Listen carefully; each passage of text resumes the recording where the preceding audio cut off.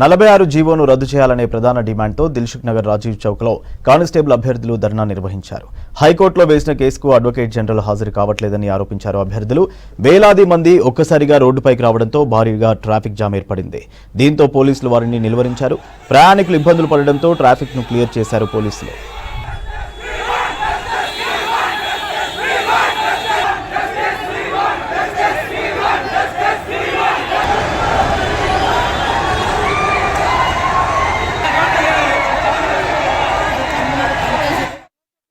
కారణం ఏంటంటే మేము కోర్టులో కేసు వేసామన్నా గత 20-25 సార్లు కోర్టులో కేసు వాయిదా పడుతుంది. ఎందుకు వాయిదా పడుతుంది అంటే ఏజీ గారు అటెండ్ అయితే లేరు. ఏజీ గారు అటెండ్ అయితే మా కేసు వాదనలు జరుగుతాయి.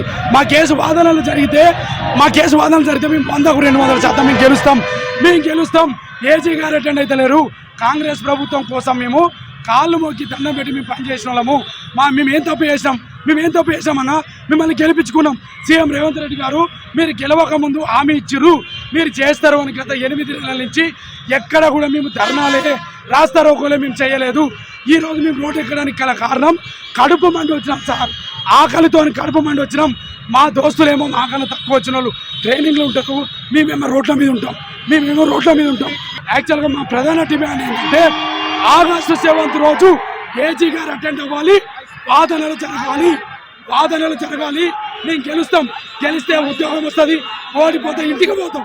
నాకు మెరిట్ స్టూడెంట్స్ అన్న, మేము అందరం మెరిట్ స్టూడెంట్స్. మేము ఏదో చదువు రాకనో ఎగ్జామ్స్ మార్కులు రాకనో మేము కోర్టులు వేసి రోడ్ల మీద తిరగట్లేదు. మాకు ప్రతి ఒక్కళ్ళకి ఇక్కడ ఉన్న ప్రతి ఒక్కళ్ళకి కూడా 120 పైగా మార్కులు ఉన్నాయి. మేము మెరిట్ స్టూడెంట్సము. మేము పని లేక రోడ్ల మీద తిరగట్లేదు. మాకు అన్యాయం జరిగింది. జియో పార్టీ 6 అనేది 2011 జనాభా లెక్కల ప్రకారం తీసుకొచ్చిర్రు. 2011లో తెలంగాణ రాలేదు. అప్పుడున్న జనాభా లెక్కల ప్రకారం మీరు జియో పార్టీ 6 తీసుకురావడం వల్ల మాకు గ్రామీణ ప్రాంత యువకులకు మాకు అన్యాయం జరిగింది. ఎలక్షన్లకు ముందు ఉప ముఖ్యమంత్రి గారు, ముఖ్యమంత్రి గారు, కోమరెడ్డి వెంకరెడ్డి గారు, సీతక్క గారు అందరూ మాకు హామీ ఇచ్చారు. మేము అధికారంలోకి వస్తే మీకు ఖచ్చితంగా న్యాయం చేస్తాము. గ్రామీణ ప్రాంత విద్యార్థులను నష్టపోనీయము, మీకు అందరికీ న్యాయం చేస్తామని మాకు మాట ఇచ్చారు. మేము ఇప్పటికైనా కోరుతున్నాం, 7వ తారీఖు ఏజీ గారు అటెండ్ అయ్యి వాదనలు జరిగితే మీ కేసు ఓడిపోతే మేము వెళ్ళిపోతాం. మాది తప్పు అయితే మేము మెరిట్ స్టూడెంట్ కాకపోతే మాకు మార్కులు రాకపోతే మేము వెళ్ళిపోతాం. ఎలాంటి ధర్నాలు కూడా చేయం. కానీ